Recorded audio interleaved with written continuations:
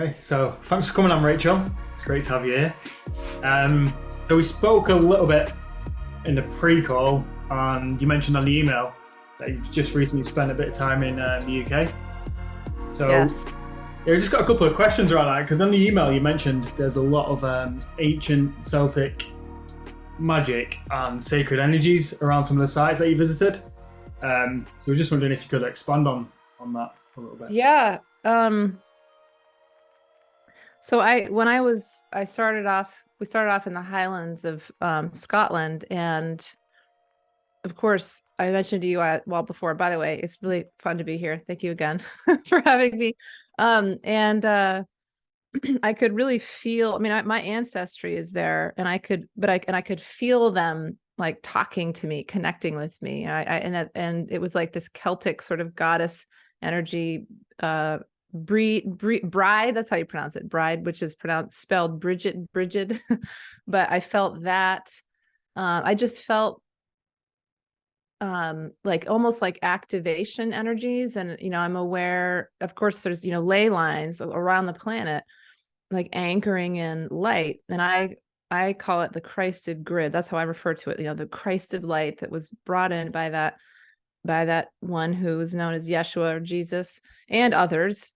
But I really felt it a lot in the UK. And when we went down to Glastonbury and we climbed the hill, Glastonbury tour, it was very sacred energy. And then we drove to Stonehenge. And also we had been in up in Scotland. My son is named Aaron, after we named him after the Isle of Arran. And we went to the Isle of Arran, and there's Macri Moor, the stone circles there, which we didn't get to go to because I was with a whole bunch of my family and little kids, and we just didn't make it. But I knew we were going to go to the other sacred sites, so it was okay. But even there on Arran, on all the way down to from Scotland, England, like I could feel the energies. And I could feel that when I was even at the Isle of Arran, and when we were at Glastonbury, and when we were at Stonehenge, and I could feel something happening. And we actually went in Stonehenge. We booked this special thing where we could walk in the stones, which they don't normally let people do anymore. And you're not supposed to touch the stones. Of course, I did touch one of them, when they weren't looking, but I could. And I don't know if you all have you all been there to Stonehenge? I haven't, but I'm No. going in 2 weeks. It's like one of the, oh, you are? Oh, that's awesome. I'd be curious to hear. So you'll notice there's faces in the rocks. They look like these ancient beings are, there. And it was just very, of course there's tourists, and so some of them really aren't aware of the energies, and some of them are probably. But I was talking to the tour guide, and I said, "Do you feel the energy here?" And she said, "Yes." And she said, "Go stand in this particular spot." And she said, "This is where all the energies converge. It's the place where people, when they do the solstices and equinoxes." And I had my daughter, who's 8, very empathic, sort of starseed child. She stood there and she said, "I feel like my whole body's tingling and like I'm getting a headache." She's so sensitive. And I could feel a little bit, but not as much as she was. And then anyway, and I was looking at the stones, and I was just connecting in with the energy, and these, the spirits of the stones were like these giant, it was this deep sort of male voice, like a giant that was just, I could hear it like speaking to me.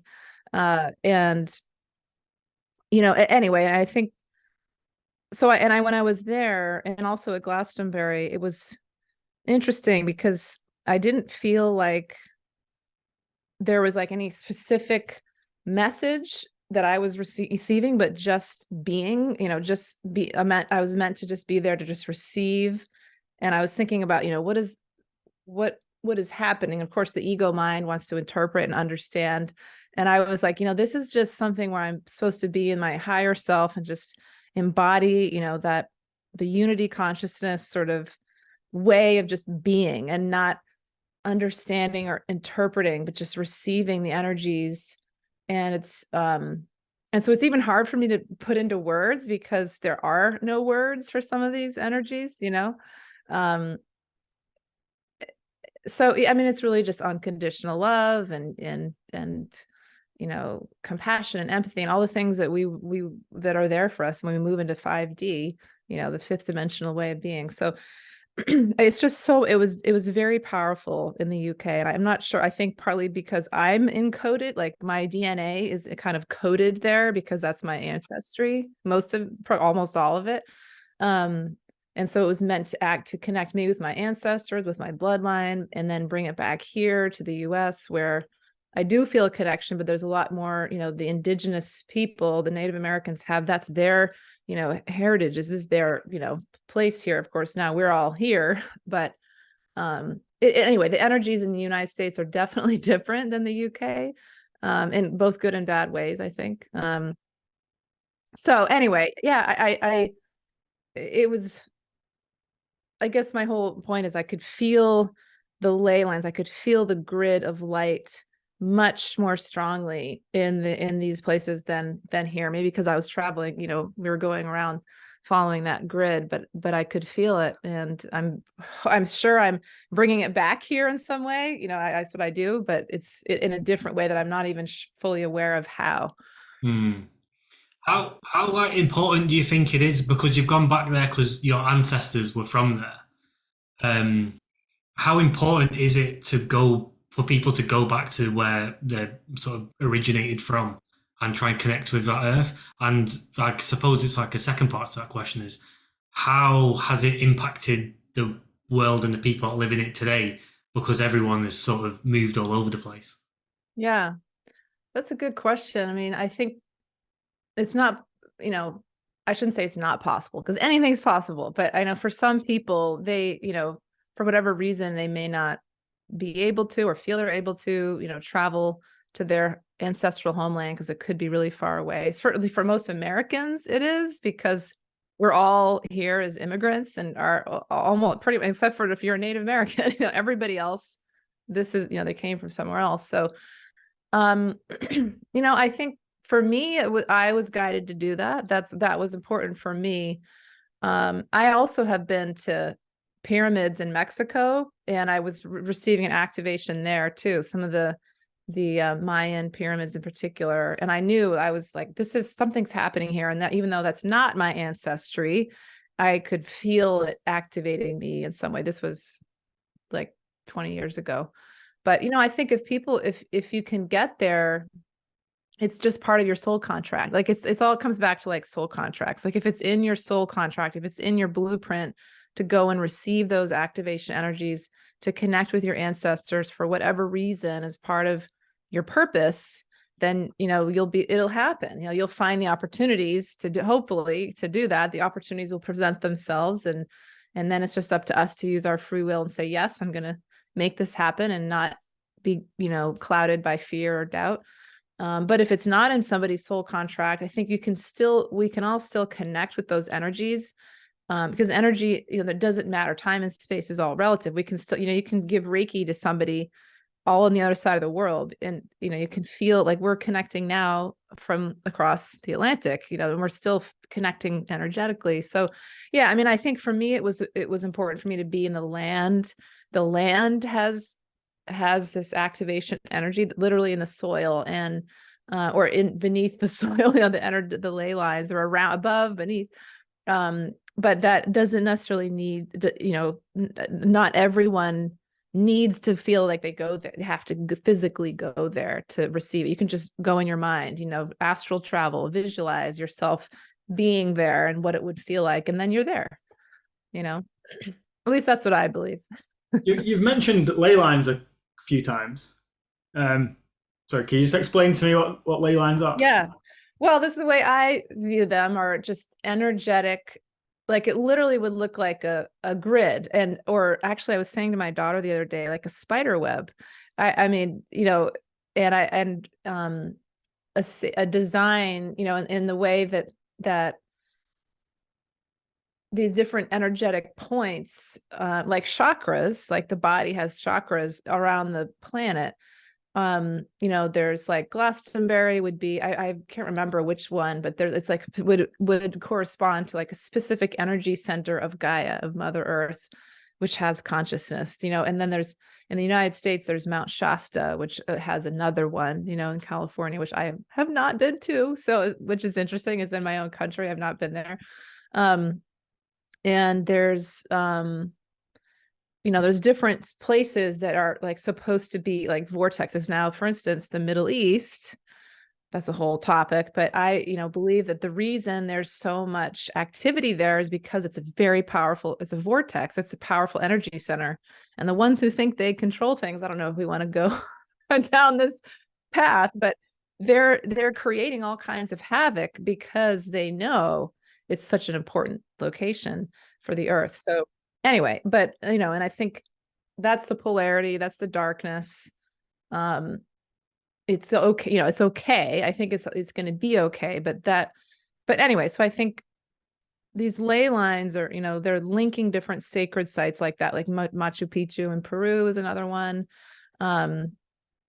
where there were probably a lot of, our ancestors, the ancient peoples knew, and they were guided by probably extraterrestrials, to build these pyramids and build stone circles and things like that.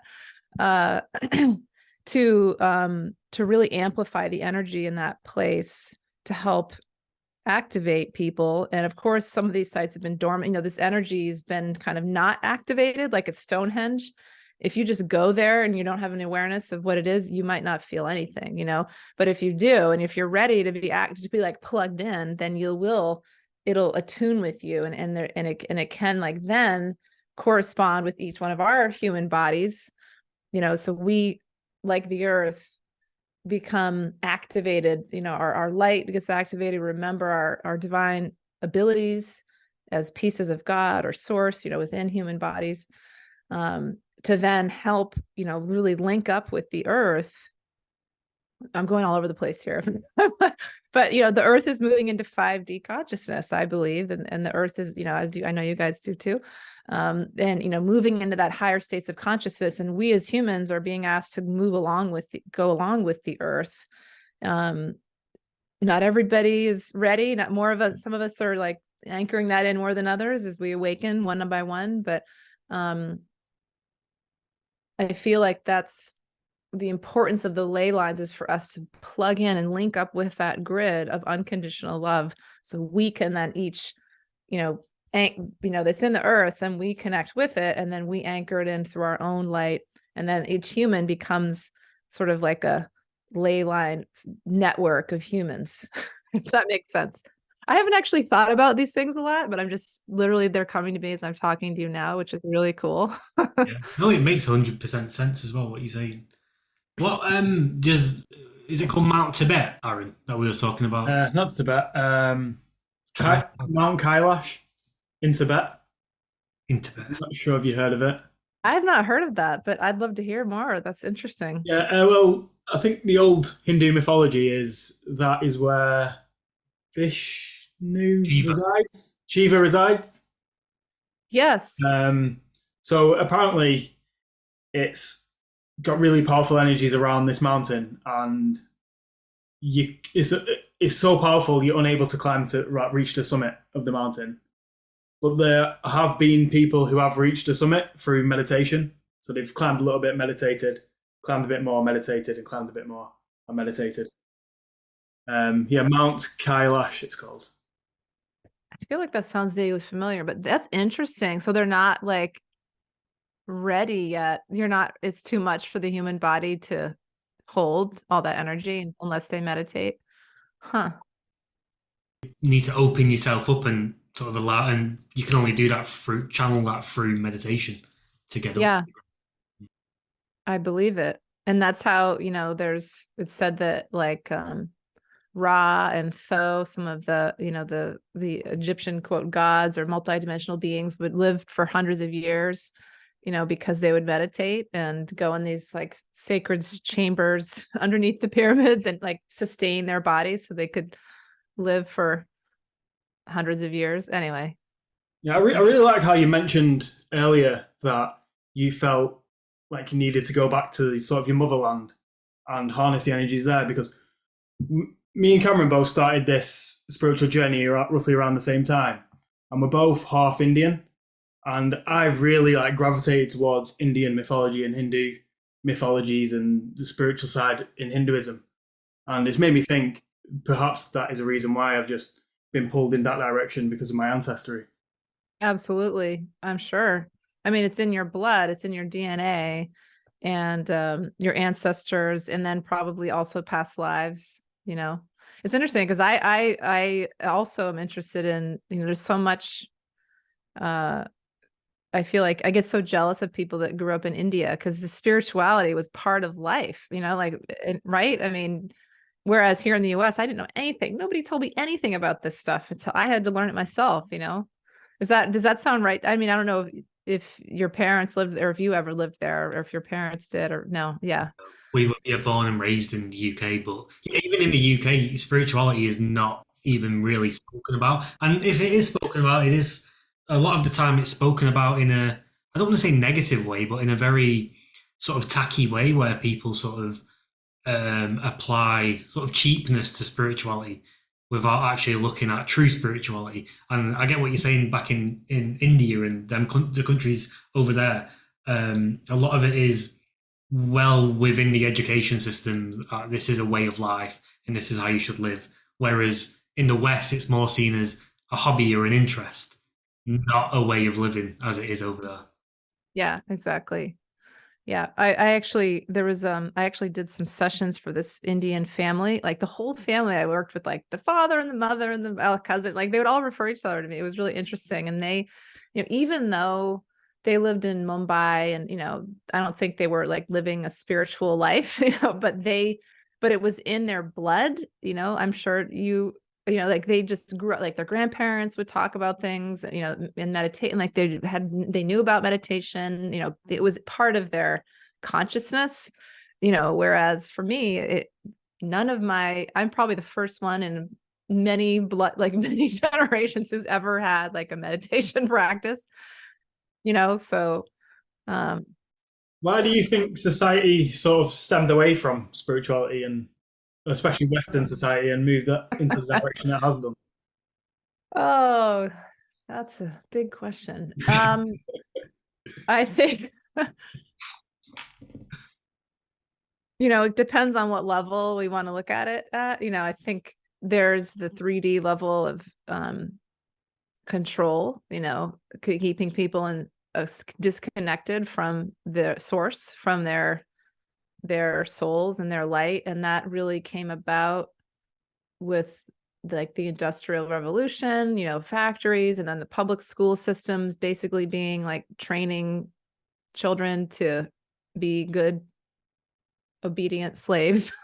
Sorry, that sounds, but you know, that's what it was designed to do. And the modern work week of 40, 50, 60 hours, just, you know, it's wage slavery. And so I think that changed from when we went from agricultural societies, you know, hunter-gatherers, to then the invention of, you know, machinery, you know, the Industrial Revolution, really. So I think, you know, and of course, that's one level.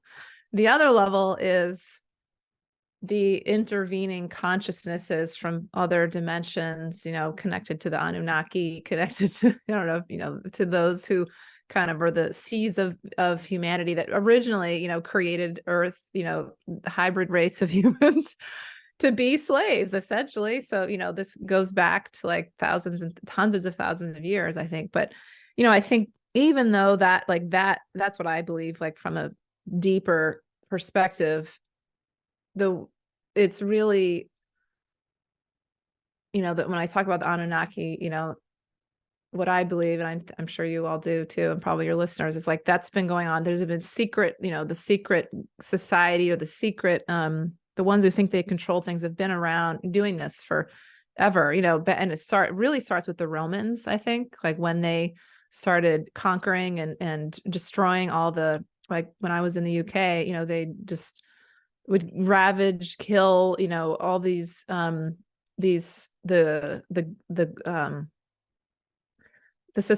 I'm sorry, I'm like losing words. The clans, you know, they were pagans, they were the Celts that had this deep connection to the land, to the spirits of the land, and they just were wiped out. You know, what's the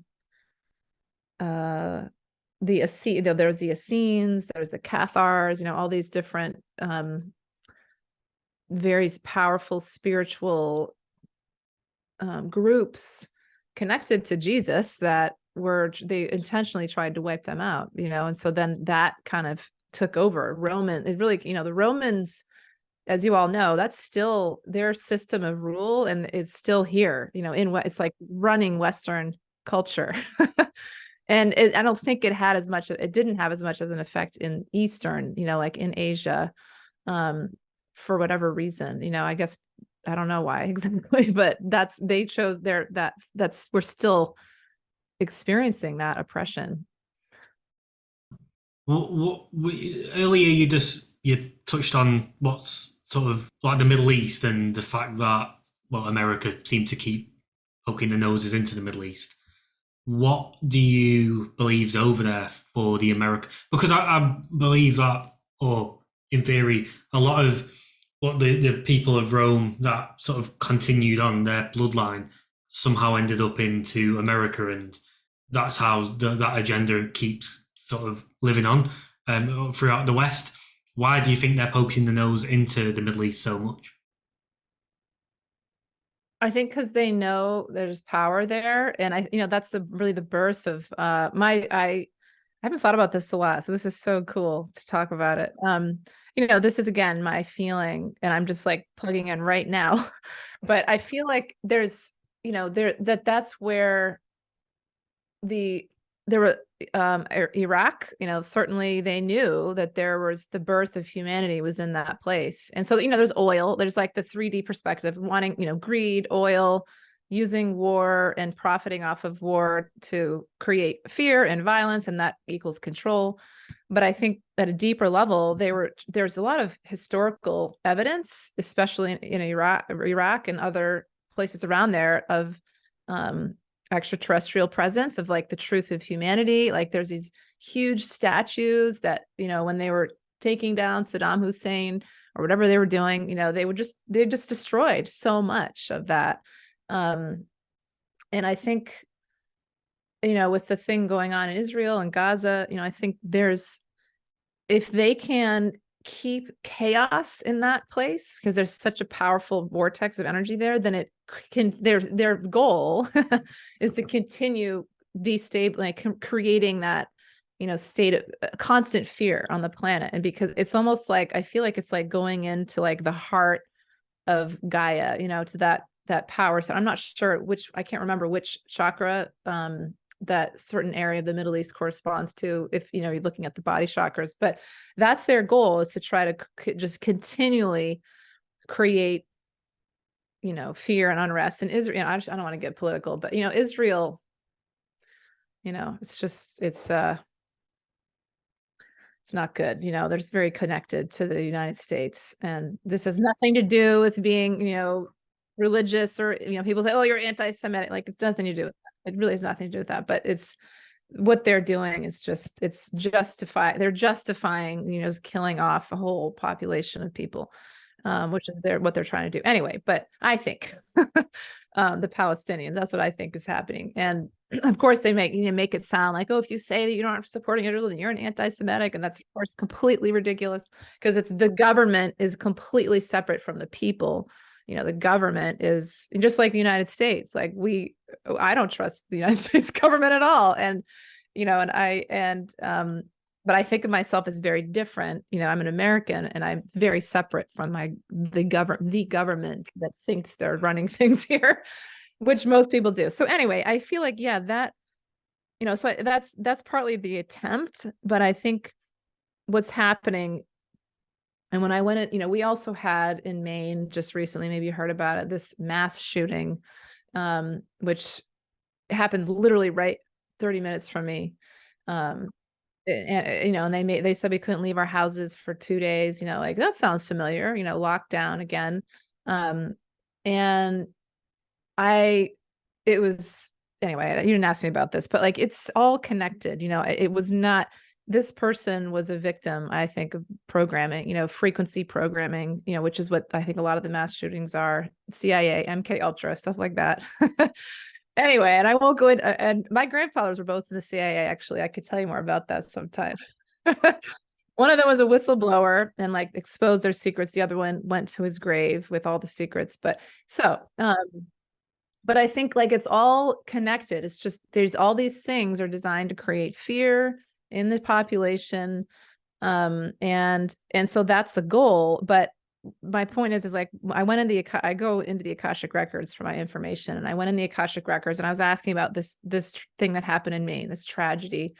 And what was coming up was, on Earth, and in the Akashic Records of Earth, there's multiple timelines of like how things can play out. And most people now are thinking about what's going on in Gaza and worried about like World War III, whatever, right?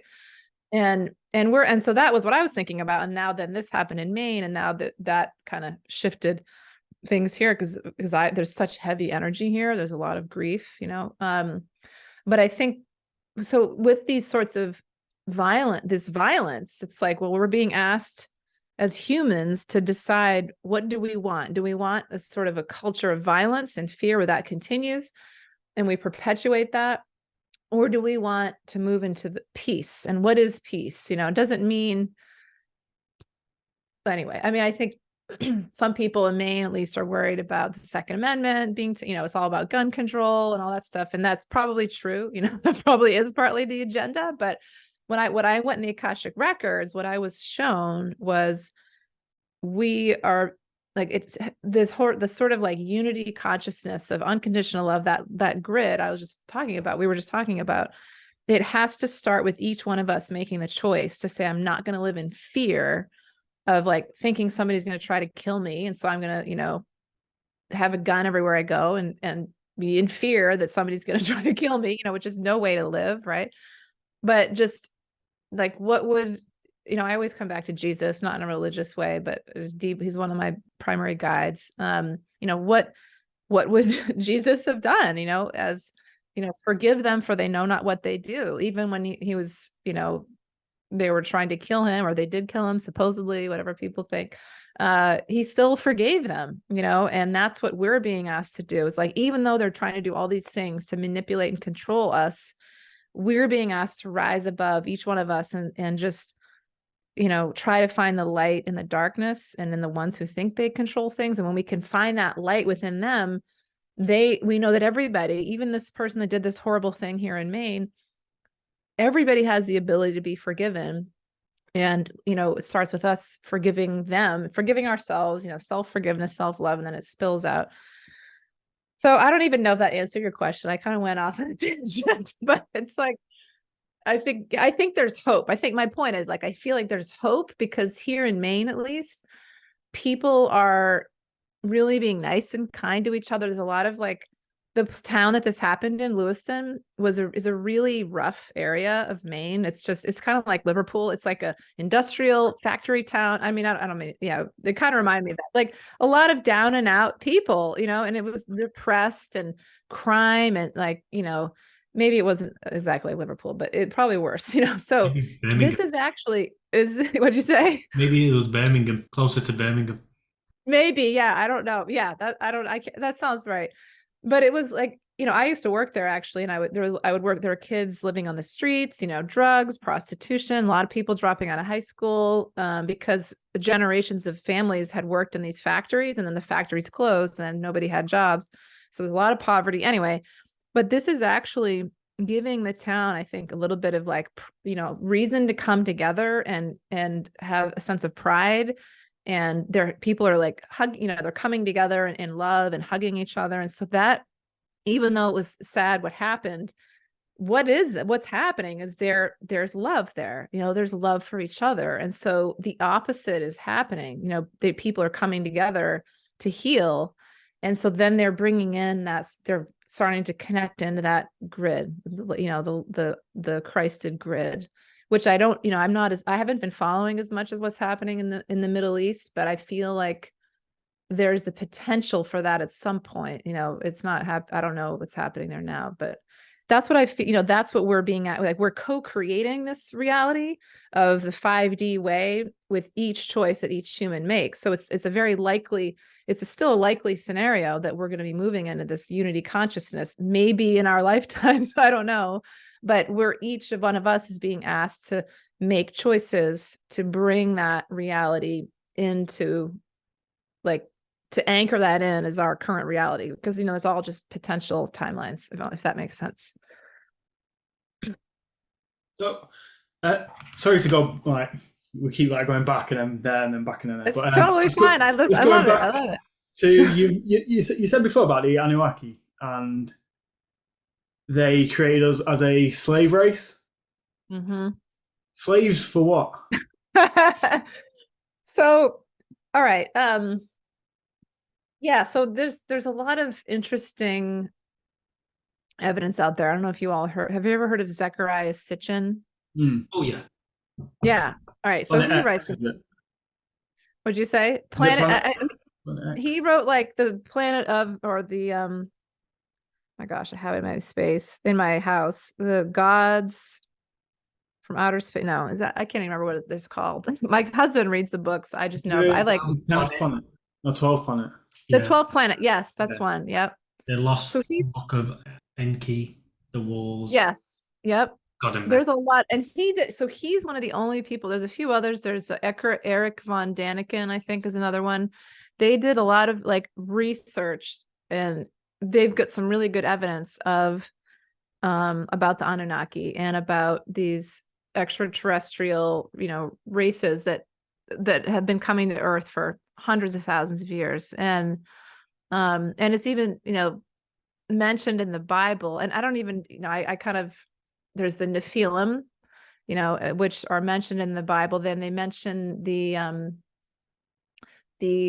word Elohim and the giants that once walked the earth, which I believe they're talking about the Anunnaki as like very tall, sort of giant people or beings that weren't the only extraterrestrial race to come here. There was many, many, many different ones, you know, from Andromeda, you know, the good ones, right? The Pleiadians, the Arcturians, who I connect with both of those a lot, the Syrians, there's the Lyrans, of course, there's some of the other, you know, the ones from Orion, which are the more low vibrational, or I don't want to say low, but yeah, I guess it's, you know, not heart-centered, like the Anunnaki. But so in my research and, you know, intuitively, there were different, like humans were created as like hybrids, you know, from being, and I've actually had people say this in past life regressions because I do a lot of past life regressions.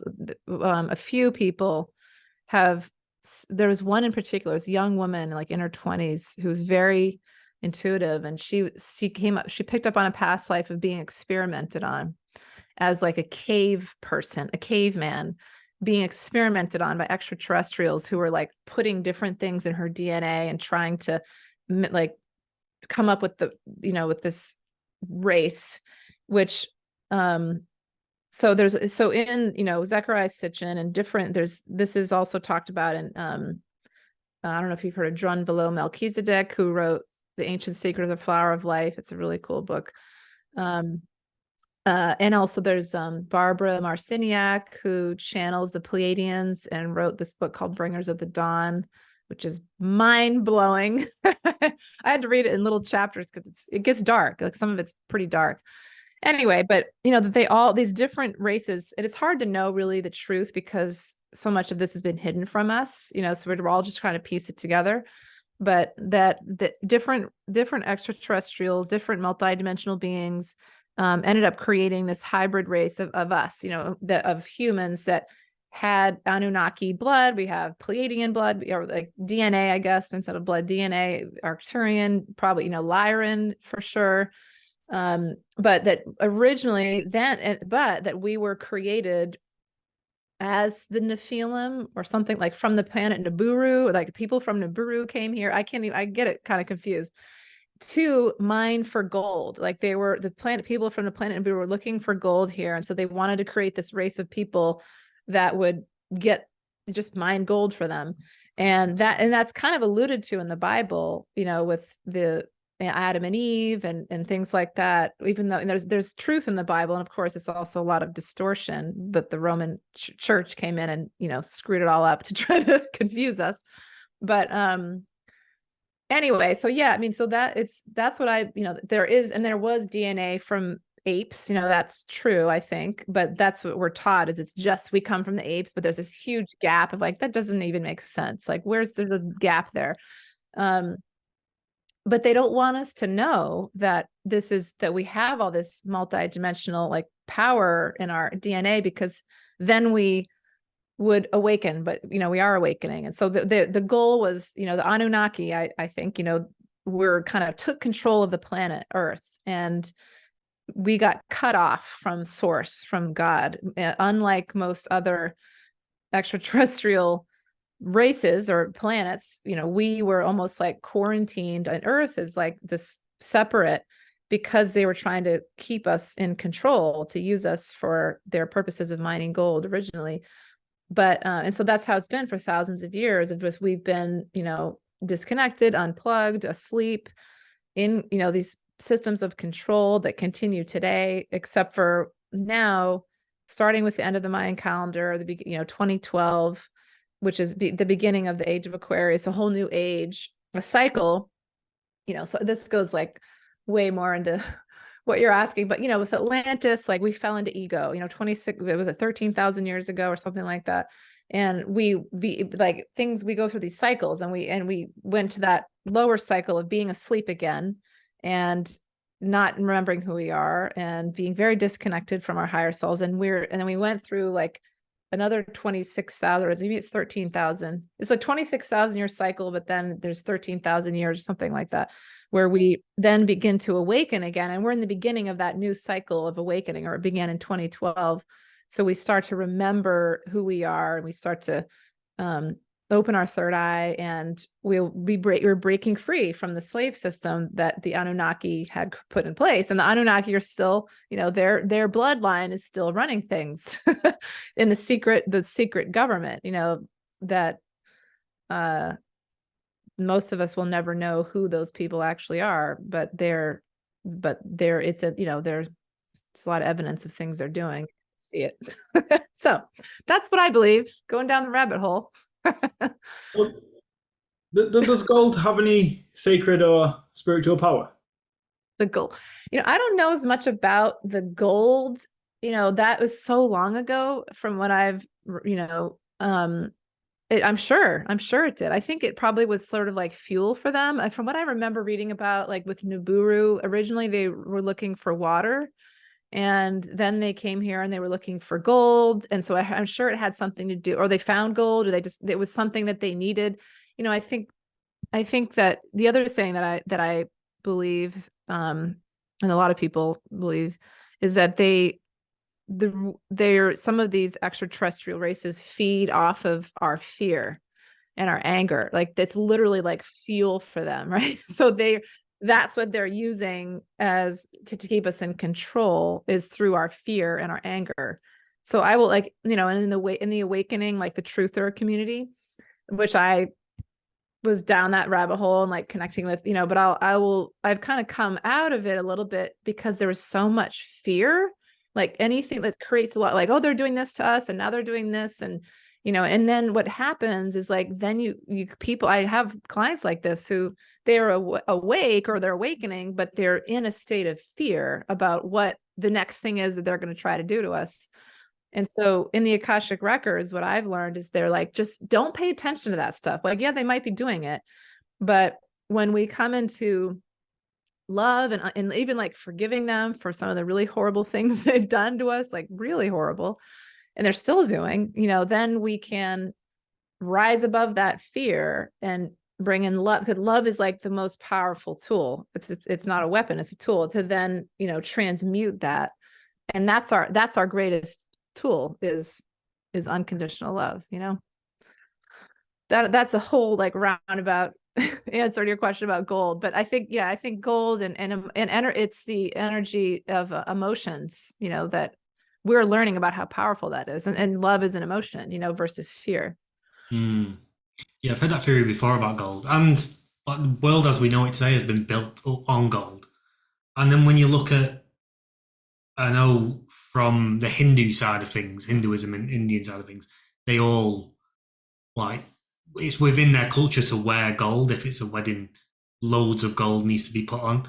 And then the same with the Egyptian times as well. I mean, look at the tombs that they were buried in were all fully kitted out with gold. Interesting. I've never thought of that. And I'm wearing, these earrings are not gold, but they're like they came from the Hadrian's Wall exhibit museum.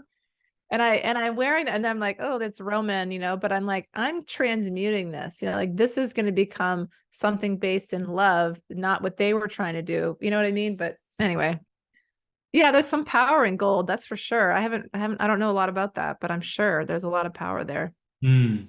Yeah, because we definitely worship it. Yeah, humans do have an obsession with gold.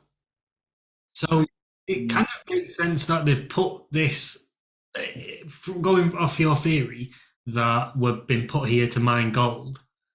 So within our DNA, it's get the gold, and then we've some way across the way converted gold into these IOU notes, which are the money, dollar notes. Yes. And now Yes. we've sort of built up society on this capitalist, greedy, horrible way where we're trying to basically like eat each other to get as much of this sort of what we would call gold, even though it's just an IOU note. We're just eating at each other to get as much as we can. And if you ask most people, what's your goal of life? And it's like, oh, I want to be a millionaire. And everyone's just fixated on, I need more and more and more and more. It's like, definitely, I can see how it's embedded into our DNA. It makes 100% sense what you've just explained. That I have never made that connection, but that absolutely, yeah, I feel what you just said, like totally, because that is so much of what holds people back is this fear of not having money and like the money controlling us, like literally controlling people. And that's what we're really working to free ourselves from. And but the ones who think they control things, they continually perpetuate that there's not enough. You have to save for retirement or else you're gonna, not have enough. And, when of course we know there's a divine law like of abundance, water flows freely, leaves grow freely. There's always enough. We'll always have our needs provided for, unless it's in our soul contract that we're meant to learn something from being in poverty. But that would be part of our soul contract, So anyway, yeah, that's really fascinating. That's a really fascinating connection that's what explains that constant like ego-based drive to acquire stuff, right? Material, yeah, as much as you can. And then the other side of it is you've said that they've sort of created us to be slaves. Well, we still, in a sense, are slaves to that same system because, I mean, we're all paying taxes. Like, I think I was watching a video the other day and it was saying you get taxed on your income, then you get taxed when you buy something, you get taxed when you die and you want to pass the money on to someone else. Well, they tax us so much. But then that's like the same system there where we're going out working, getting all the money, and then just giving it straight to them. So we're still in that slave mentality. So yeah, everything you're saying is like kind of backed up with the way. Yeah, and I feel, and I know some people, I don't know if you have this in the UK, but there are people here in the United States that are, because like we have, so you guys have social security numbers, right? Or something like that, right? National insurance number. National insurance. Yeah. So like it said that, each one of us, that's really our identity is just some number, and, and there are people that you can do this thing where you, at least here, where you kind of basically disengage, like you become an independent sovereign, like common law sort of, you're not operating under those laws anymore, but then it can be difficult to get a loan from a bank and get things like that, and so I know people that have done that who have like just said, I'm unplugged, like not participating in this matrix of control as I'm you're not going to own me anymore. But then they, so that's fine, they can do that. Oops. But what I believe is like what we can do is just, because that system I can't believe I'm saying this, but I am going to say this because I do feel like this comes up in the Akashic Records. It's not all bad. There are things that some of these systems actually have, like the Anunnaki, for instance. They are also not all bad. You know, even though they were controlling us, it was like what I picked up on is that they were kind of like loving parent, not loving parents. They're like parents that were like just they kind of like they just didn't have the ability of emotion. You know, they didn't have that sort of emotion. They wanted yes, they wanted us to do something us for them, but they also were trying to continually improve us as a human race to try to upgrade us and make us better. And then they, you know, they're trying to help us in some ways. And they really, and the ones who think they control things, I think really do think that they're helping people in some way. Like, we're going to control you for your own good, you know? But I think, you know, so everything's about, I think there's very little in the Akashic Records that what I've been shown is there's very little black and white. There's very little things that are just pure good and pure evil. There's a lot of gray. And I think like with even these quote slave systems or things that were designed as slave systems, there's some light in there that we can tap into and like transmute, just like, you know, people reclaiming, like for instance, like Facebook or Instagram, like we know that they're spying on us. We know that they're using, there's a lot of like control and censorship that they're doing in these platforms, but I'm still on them, you know, you guys probably are, you know, or YouTube too, same thing, right? But we use those for light because we know we can still connect with people through those platforms. And so we're kind of like transmuting it for the purposes of light, because that's what they do as well. They'll use like all these ancient sacred symbols like the pentagram or swastika. Those have been, they were sacred, but then they inverted them and distorted them to use them for dark. And that's what they do. You know, they take the sacred things and kind of twist them around to create distortion. So what we're doing is the opposite, like taking their systems that were used for control and flipping them around and using them for freedom and light. Do you know what I mean? That's what I feel like is happening, is that we're just, you can try, it can be, yeah, that might be what you're trying to use this for, but I'm going to be using it for a different purpose. And it's just about vibration, like the vibration that we use to connect with it. If it's for the purpose of love, then that will be strong enough to like clear away the vibration or purpose of control. You know? Do you know when you refer to your records, where are you getting this information? So the Akashic Records, you know, I don't know how familiar you all are. I'm sure you know about it, but maybe your audience, I'll explain it. So the word Akash is a Sanskrit word that, you know, means the substance from which all things are born. It's like, you know, ether essentially. And and the Akashic Records are also known as like the Book of Life, and they're mentioned in the Bible and different religious texts. That basically is a record of every human event, situation, circumstance that's happened throughout time, mostly on planet Earth, but other planets as well. And so there's the Akashic Records of Earth. There's an Akashic Records of, you know, different countries. You can go on the Akashic Records of a business or like a home. But what I'm talking about, you know, those human souls. So I'm going in the Akashic Records of my soul. And I do a lot of readings for people to go in their Akashic Records. And that's essentially past lives. You know, all our past lives are there. And the information about our purpose, you know, our soul gifts, you know, in each lifetime, we're working on stuff, you know, improving different lessons. You know, it didn't work out in that last life, so I'm going to try it again in this life, and with the same group of people maybe, or we're going to flip, and I'm going to, you know, I was really poor in that last life, so I'm going to be really rich in this life, or I was your daughter in that last one, so now I'm going to be your mother in this one, to kind of flip it around. So yeah, I mean, when I go in my Akashic Records, I'm connecting with that information for myself, but also I ask about humanity and the earth as well. And, you know, who I'm connecting with are it's really these light beings that I call Council of Elders. And they, or like the masters, and they kind of appear to me like a Jedi council, like in robes, and they're very old. I call them the Ancient Ones, and they help us. After we die, they will go before them. People will call it like the judgment. It's really not judgment as much as just reviewing your life. So they will help us review our lives, like what how did that go, and what do you what can you work on next time. But when you go in your Akashic, we can all learn how to go in our Akashic records now to kind of check in and get some hints, like, okay, how's it going? Like, I'd rather not wait till I die, to review it. I'd like to figure it out now.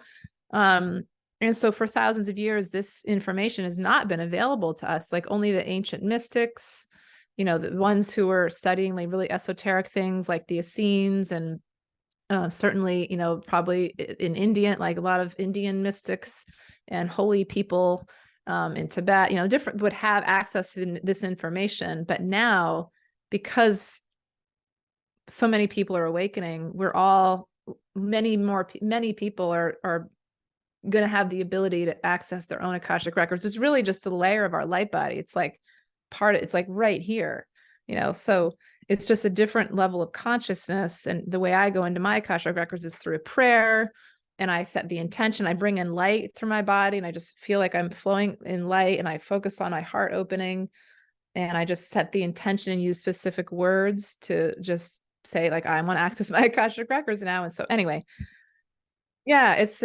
such a powerful space to just get so much information and healing. And then there's different beings that come in, and it's really incredible. It's been just one of the greatest gifts of my life.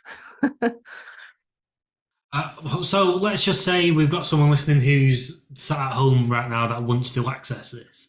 What should their process be like? Where would they get started? I would say, it's really important to, you could just try to access it yourself. You could just try to sit down and say, I'm going to try to access my Akashic records.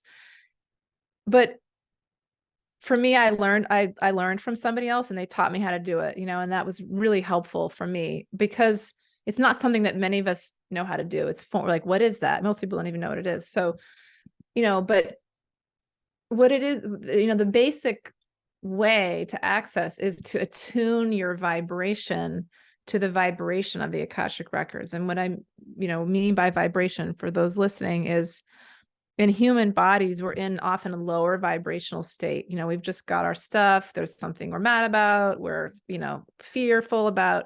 And that it means that we're living, it's like a flatter wave, and whereas the realm of angels, or the source, the creator energy of God, all these higher beings exist including the Akashic records, exists in a higher vibrational place of, a higher wave that would be, I'm using my hands, nobody can see, maybe some people can see it, I don't know, but that is of love. And so how do we attune to that vibration of love? And then, we bring in light. So the light, when you imagine light flowing through your body, it's opening up your energy systems and really focusing on the heart. So opening the heart and imagining that there's like light flooding out of your heart, like, like floodlights, or I like to imagine like a pool of waters in front of my heart, like a long reflecting pool, and then it's being reflected back to me.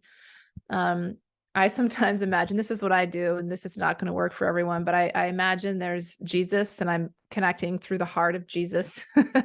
That's just because he's one of my guides. But not if, people that have religious programming, because there's a lot of that, might not want to do that, so whatever works. There could be like Yogananda or Shiva, like different, beings like that, Buddha, that people connect with, that represent like unconditional love and pure light. So, yeah, and the other thing is, though, there's light and then there's words. So the words that I use will say, I have a prayer, and I could say it to you, but then I would start going in my Akashic records, which I don't really want to, I could do that right now, but it's something like I humbly request access to the Akashic records to receive the wisdom, guidance, and healing held in this dimensional space. Like some of the word, and I'm connecting to the Holy Spirit of light. So there's words that I'm using, and I'm reading the words, I'm saying them out loud, and then I pause and I read them again. And so I'm connecting with that vibration even more. Through the spoken and written word, we're able to connect even more to that vibration. And then you close your eyes, and this is where it takes some training, because you have to kind of imagine. And the way I imagine, I feel like I'm going into these big doors, and I'm just like being guided in, like pulled in, like through my heart into this huge hall of like a library that goes on forever. Some people see it like that, as a literally library. I often just see it like I said, like just light, like soupy light that just goes on forever in each direction. But there is some sort of container. I hesitate to describe it too much because I don't want people to think that that's what it's supposed to be like, because it will show up differently for everybody. So yeah, I mean, that's, and then there's just stuff that comes in. It's really just energy. So, there might be a word that would float in your mind, or you might have an image come up. And what the key though is the ego mind is still there. And the ego mind will kind of fight us in the beginning, like, oh, you're just making this up, or you're not even really there. And, when I first started accessing the Akashic Records, I was going in with the group, and I would start to fall asleep because I was attuning to the energy. It was so much, I wasn't used to it. So I'd be sitting there and my head would just be nodding. We were all doing that because we were just attuning our vibration to match that. And it was so intense that it can feel a little scary at first. Like, what is this? Like, what's happening? But the more you go in, the more you get used to it. So yeah, I mean, that's kind of an overview. I have a book that I wrote last year called Tools for the Awakening Soul. And I teach people how to do that. If they want to check out that book, I actually will, in the book, I walk people through how to actually access their Akashic Records. I will say, last thing, that it isn't, if they're really in their ego mind, and if you're really kind of, not used to being in altered states of consciousness, you're going to people want to start practicing meditation, things like that, to begin to get used to the practice of being in a space of no thought, of just clearing out the thoughts and just getting used to, the meditation is the number one way to begin to prepare yourself to do this sort of intuitive work, accessing past lives and picking up on this sort of stuff, because it's such a different way of working with the mind that the ego can fight it and just say, it doesn't even work. And if we think, oh, I can't do this, or I'm not doing it, or I'm not able to, then that will become true, because our thoughts will project and create our reality. So we want to clear those as much as we can. But I hope everybody tries, because it's such a powerful way to get just unbelievable guidance and healing. And it helps me in every way in my life. Have you all tried to access your Akashic Records ever? No. Well, you might now. Yeah, I'm thinking for sure. You've mentioned quite a few times that, well, obviously Jesus is one of your guides.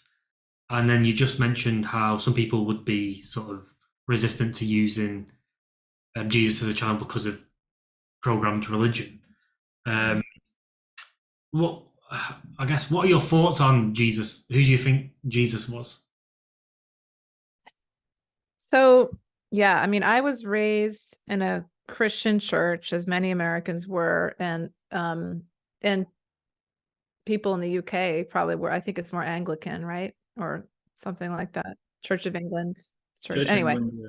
So like a Christian sort of, it's Christian, right?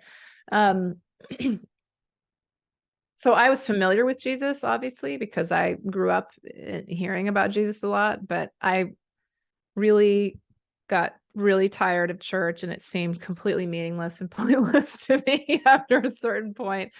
And it just, in the Bible, like, it just didn't make sense. And like, why was there this mean God that would like want people to sacrifice their children? And then there's Jesus saying, and it was just like, what, so I was almost an atheist for a while. I went through this, and I started, learning, practicing yoga, and I was interested in, Hinduism, I guess, but I really started learning about Buddhism, and I started doing going to Shambhala Buddhist meditations, which was really, I still have a deep respect for that the Eastern way of being, which has taught me a lot. Anyway, but then I started going in the Akashic Records, and then this bearded man with long robes would come up and give me a hug, and I was like, what's going on? This is Jesus. Here's Jesus. All right. I know I don't want to talk to you. And then no, here he is again. So he, I think he comes in for me now as a primary guide, and I just accept, I love his energy, and I call him like Jesus of Nazareth. Many people call him Yeshua as his true name.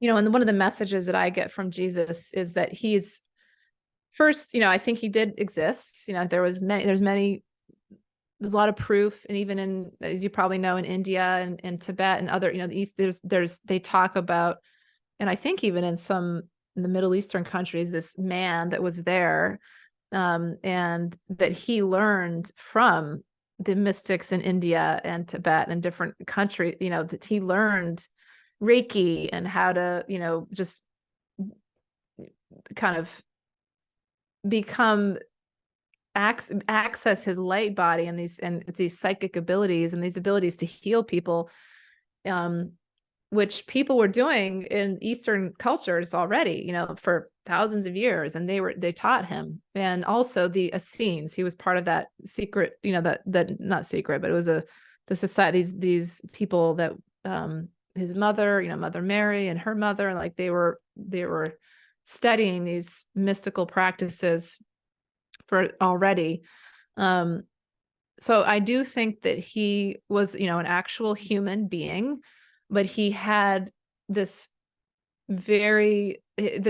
said that he was a 12th dimensional Arcturian being. Some people say that Jesus, I don't know if you've heard that, but that he was encoded as a higher dimensional being, much like Akhenaten of, the Egyptian god, who started teaching people to worship one God, not many, which was, the source creator. I think Jesus had that very special, it's, something special about him, obviously, that allowed him to hold an immense amount of light, similar to Muhammad, similar to Buddha, similar to Mother Mary, to many, different ascended masters that walked the earth. So yeah, I mean, I think that Jesus did not want to be worshipped, and that's what the major tragedy. And I think that, when I've connected with Jesus, what I pick up on is he's very sad at what's been done in his name. All the killings and wars, and like almost every religion, pretty much every religion. Hope I'm not offending people, but almost every religion has doctrine and dogma that is used for control, and especially with Jesus, so it's not accurate. But in fact, Jesus just wants to teach us that we have the ability to do what he did, to do exactly what he did. We all have those abilities to walk on water, to transform water into wine. Supposing those things really did happen, which I think probably they did at some level. And then there's the piece of his death, like did he actually die, or did he, move into light and then was in his light body, or was it all faked and he actually went and lived in France and had children with Mary Magdalene and passed on his lineage, the Holy Grail? And that's like a lot of the secret societies, the Cathars, the Knights Templar had contained his lineage, and that's why the Romans tried to kill them all off, and essentially did kill off the Cathars. Anyway, so yeah, I think that's what there's a lot that I still don't know. And I've tried going in the Akashic Records, and I'm sharing with you the things that I've picked up on in the Akashic Records, but I think a lot of us are still putting the pieces together of the puzzle, so. I did read that, because is it true in the Bible it says that Jesus went missing for 18 years? Yeah, there's definitely, there's a missing years. Yeah. And I was reading something, I can't remember where I read it, but it said Jesus actually went to India. It sort of falls in line with what you're saying. Jesus went to India for those 18 years, learned all these mystical things, and then came back and started teaching and spreading the word. Yes. He was getting trained by the mystics in India. They were teaching him how to do all the things he did. Yeah. Well, and they don't talk about that. In the article, there's a lot of comments from Christians arguing, saying that it's of course lies. Yeah, I know. Of course, there's so much religious programming, and it's sad because I think I don't want to offend people, but I think many religions and Christians are being tricked. It's not they're it's not they're believing what humans have taught them, like going back to the Roman Catholic Church, the Romans. Yeah, there was definitely a certain point where people appreciated what it was that Jesus was, the message that he was trying to send, and it was what we've been talking about. But certain people saw that and thought, oh, let's actually use this and control more and more people. Yeah. Yeah, and that's what they still do. This concept of sin, you have to, like, you're a sinner if you don't, and that's been so damaging. I have so many clients who have been really traumatized by religion through Catholicism. You're, like a lot of like the shame and guilt, and you have to go repent for your sins and all that stuff. Jesus died for our sins. Like, oh, that's just not accurate, like. And then there's the fundamentalist piece of it too, which creates an immense amount of fear. Like, if you don't accept Jesus as your personal savior, then you're going to hell, or which there really isn't a hell, and that also creates fear. So it's all about fear and judgment, and it's just so not what Jesus would want us to be doing. It's just like, it doesn't matter. Like, it's all okay. Everybody's where they're meant to be, and I think the concept of like feeling like we're less than, that Jesus was this amazing being that we need to worship, is not how he wanted us to be. Like, he wanted us to be like, you can become like me. That's what we're working on. He wanted us to become like him, not to like view him as separate, so that we couldn't ever think that we could be like him, because then we would constantly be feeling like we're not enough, that we're, and then we stay in that system of control. Right? Yeah, well, if Jesus was doing everything he did for the sake of people worshipping and looking up to him, that's sort of ego based, and he wouldn't be able to do what he did if he was too concerned about how his ego looked and how he wanted to become like this mystical god. Like, would it work if he was focused on that rather than focused on helping people and love? And Yeah, exactly. Because that would have been ego, right? Being worshipped or having people. Yeah, it would have been ego. Exactly. And I see that still happens. I mean, I'm certainly not perfect. I have ego, of course, but even in like the new age community, which I consider myself to be connected to, there is still that ego spiritual guru thing that happens. And it's like, it's all like the separation, or like, I'm better than you somehow, which is really what we really need to move away from. That somebody knows more than somebody's more enlightened than somebody else. Yes, there are different, I think, like, people in different levels of consciousness, that's just, part of our soul growth, younger souls, older souls, but it doesn't mean like better than, and it's a really important distinction, I think. Yeah, the competitiveness of it. It doesn't need to be competitive. It needs to be something that we do together. Yeah. Yeah, Yeah. exactly. Right. So, what do you think the devil is? On the flip side of what we think. Yeah. What do you think? I don't think there is a devil. I don't believe that there is like a devil, but I think it's a lower, there are lower vibrational energies out there that are basically devoid, like lacking light. And I feel, there certainly are things out there that are, what's the word I want to use? Dark. There, it exists. But I mean, and I feel like there probably have been fallen, the concept of angels, Lucifer is, the word loose means light, and that there are angels that wanted to become God-like, and wanted, and like the whole concept of Lucifer was like a fallen angel that believed he had the same abilities as God, and that really is more like ego, right? And so in the tarot, I don't know if you're familiar with the tarot deck, but I still do teach tarot, and I used to do a lot of tarot readings.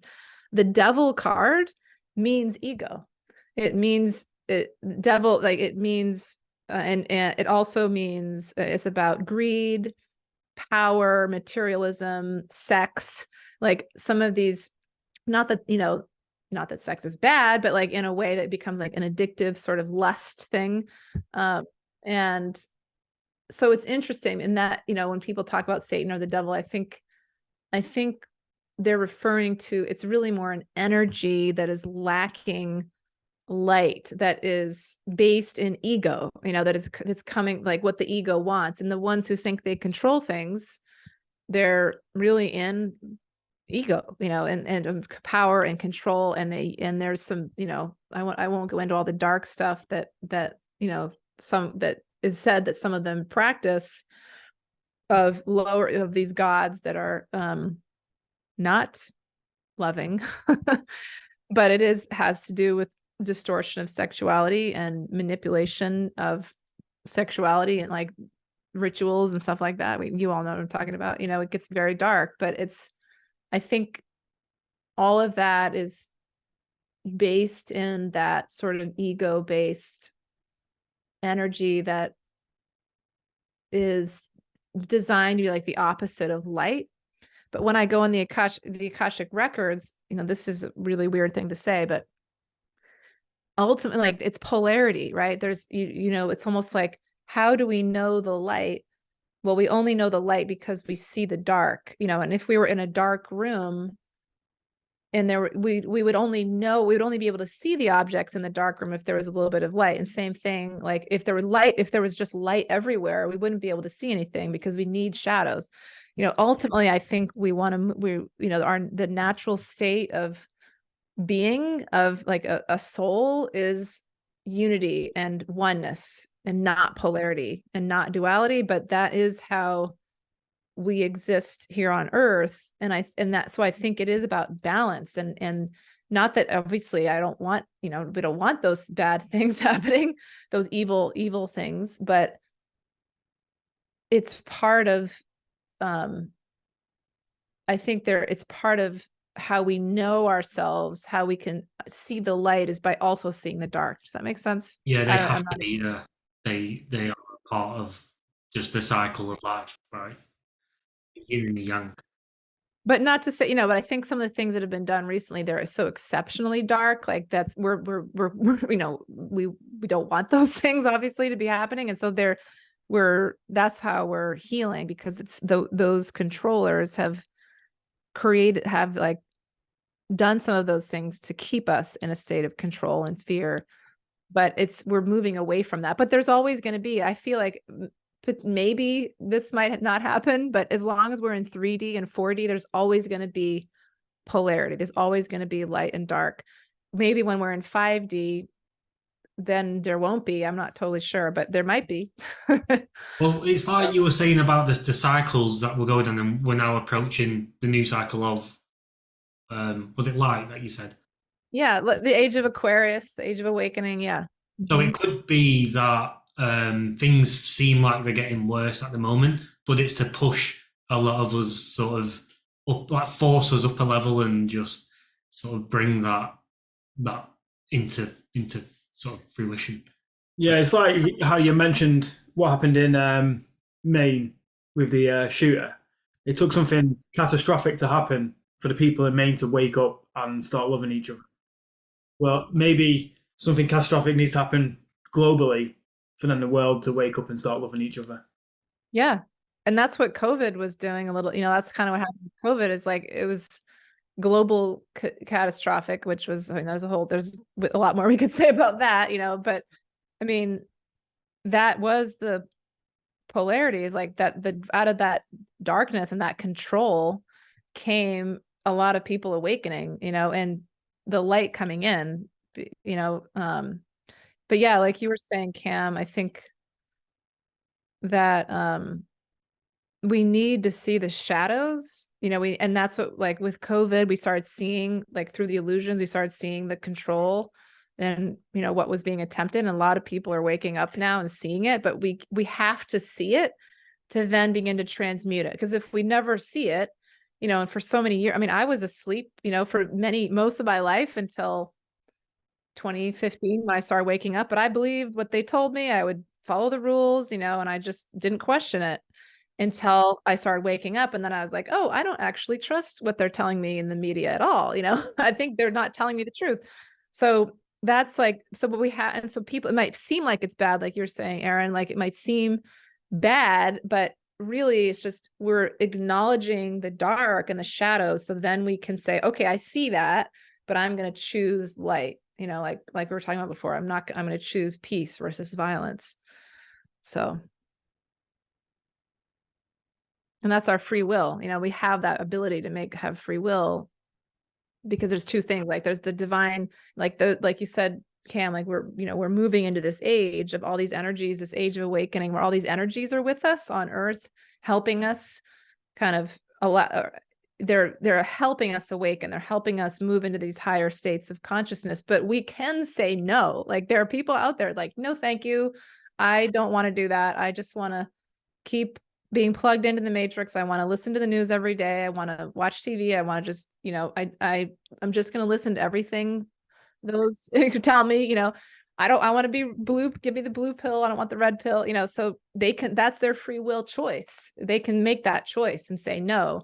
But most people, I think, are, when you start to see, you just, you can't unsee what you see. You could try. It's impossible by far. I mean, for example, my partner, I've obviously woken up and she was pretty much blue pilled, and I wouldn't force anything to her. Like I wouldn't say, no, don't listen to that. You have to listen to this. But whenever she had an opinion, I'll just give my opinion. And now, after I don't know how many years, I'm starting to see that she can't see things how she used to. Like it's no one's fault. She just can't go back to how things were, because there's too many.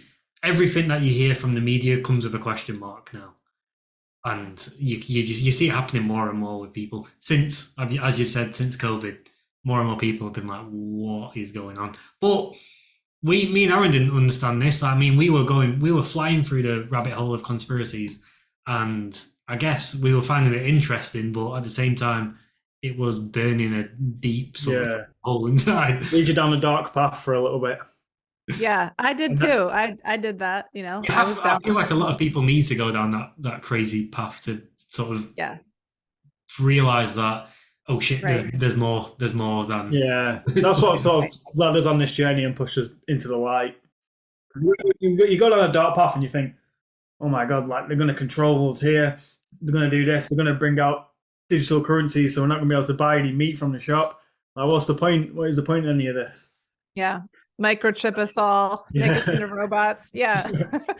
And that might be what they're trying to do, but like it's not going to work, because it only will work if we believe they have the ability to control us. But we know that nobody can control us, because we have a divine right of being free. And as long as we believe that, then that will be our reality,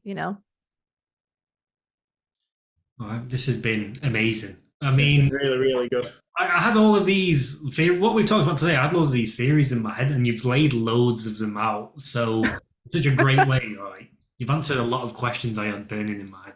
Well, you helped me kind of like uncover things that I haven't actually talked about out loud, like ever. And it's been really, really cool for me too. And again, like this is just what I feel, and some people listening might not resonate with it, and they can just say, okay, whatever, you don't have to believe that. But yeah, I love what we've talked about. It's so much fun. I feel like I could just talk for like hours with you guys. It's so interesting.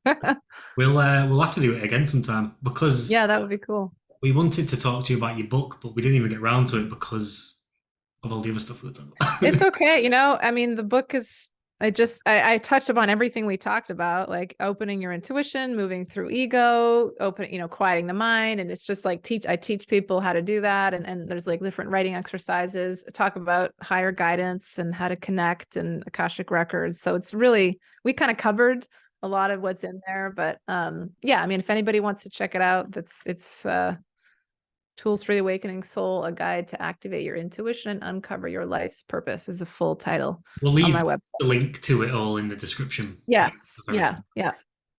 Soulfulworkconsulting.com. And yeah, I do readings and all that stuff. So yeah, people can find me there. Thank you so much for coming on. Thank Cheers, you. Rachel. This was awesome. Well, thank you to Brandon for connecting us. He's Yes. Yeah. He's another brother of the light. Yeah. Like you. All right, guys. Thanks for listening. Cheers.